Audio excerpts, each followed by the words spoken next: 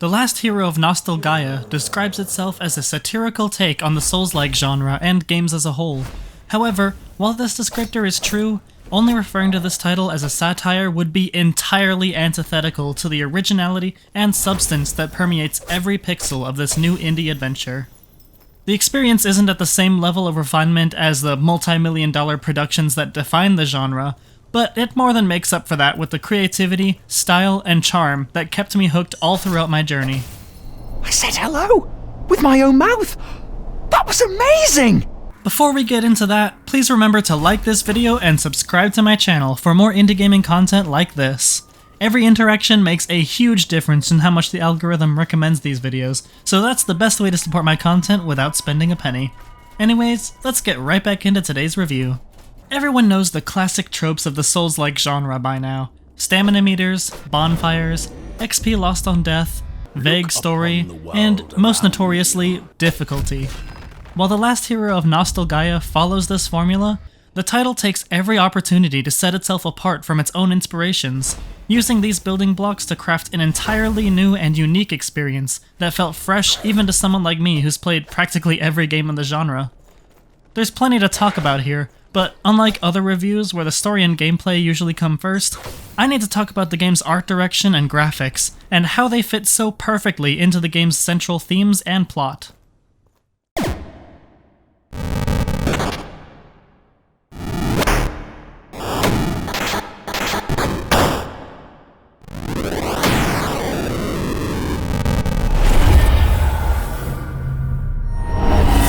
The visual identity of The Last Hero of Nostalgaia is perhaps its most distinct and alluring aspect, and one that fits perfectly with the game's story.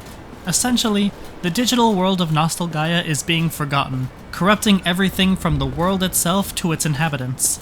The corruption takes the form of the game's graphics glitching and devolving based on the severity of the forgetting in that area, leading to a mixture of detailed 3D renders, low-poly models, and 2D assets all existing in the same space. While this sounds like visual chaos, the solid art direction and harmony maintained between each level of detail makes everything still feel like it belongs, even when you have 2D sprites following your camera while wearing high-res 3D armor in a pixelized dungeon. Seeing all of these different styles interacting at once adds an extra spark of creativity and stylization to the game that you usually don't see from this genre. Everything about this world is so chaotic, but somehow works perfectly when combined with the game's story, comedic tones, and world building. The forgetting isn't just limited to the world around you, however, as it also plays a major role in your character's equipment. Your touch upon this beacon has caused a remembering of what was. That jagged blade you scavenged, can you hear its whisper? Another fascinating and unique aspect of Nostalgaia is the remembering system. Most weapons and armor in the game have forgotten themselves, and have a more pixelized and unfinished look as a result, just like everything else in the world. The difference here, though, is that these pieces of equipment leave clues to specific locations within the game in their descriptions. Traveling to these locations will cause the items to shake in your inventory and give you the ability to remember them.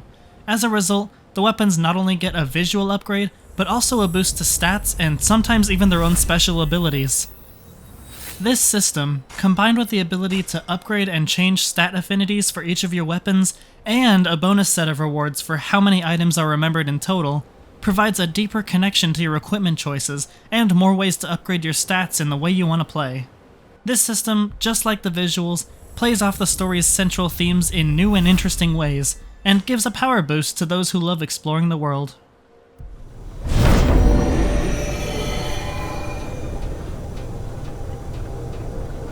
The gameplay itself is pretty straightforward if you've ever seen another Souls-like game before.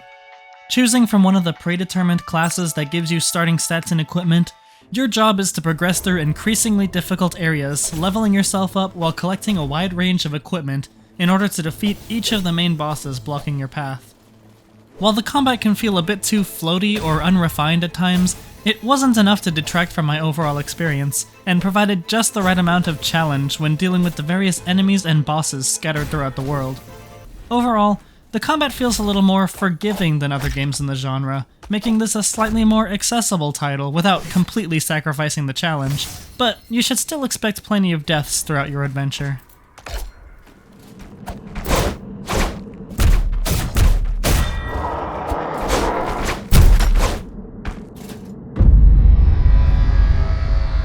When you're not exploring or slaughtering enemies, you'll be talking to the small cast of sane NPCs as you progress. While there isn't a whole lot of them, their dialogue and voice acting give much more quality than quantity. Every character serves an important purpose, and each is distinct in both appearance and expression to fit with the chaotic theme of the story. The dialogue from these characters and that of the narrator are all well written, and have even made me laugh on multiple occasions. From the cute and cheery Reservoir of Pain, I'm the Reservoir of Pain. Pleasure to make your acquaintance. to the all-too-eager Shopkeep. Should you come upon something with which I could restrain myself in your presence, a manacle or a shackle of some fidelity, bring it to me so I shan't ravage you unduly. There's plenty of interaction and even some optional quest lines scattered throughout the length of the game.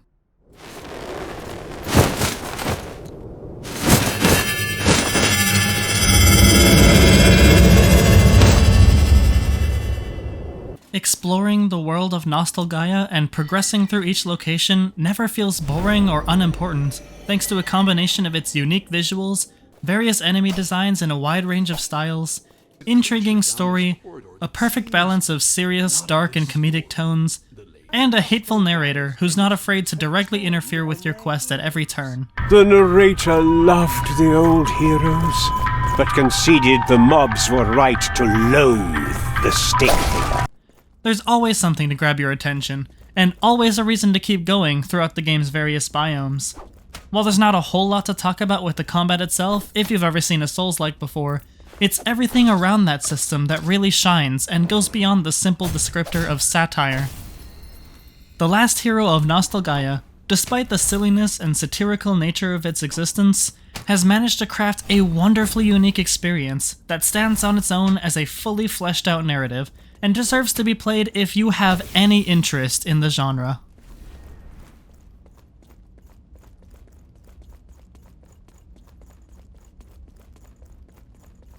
Thank you for watching all the way to the end.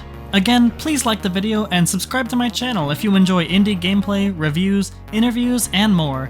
Plus hit that little bell icon to be notified every time I release a new video. Any questions or want to talk about the game? Feel free to leave a comment down below. I'm always active down there, and the interactions really help boost my content in the algorithm.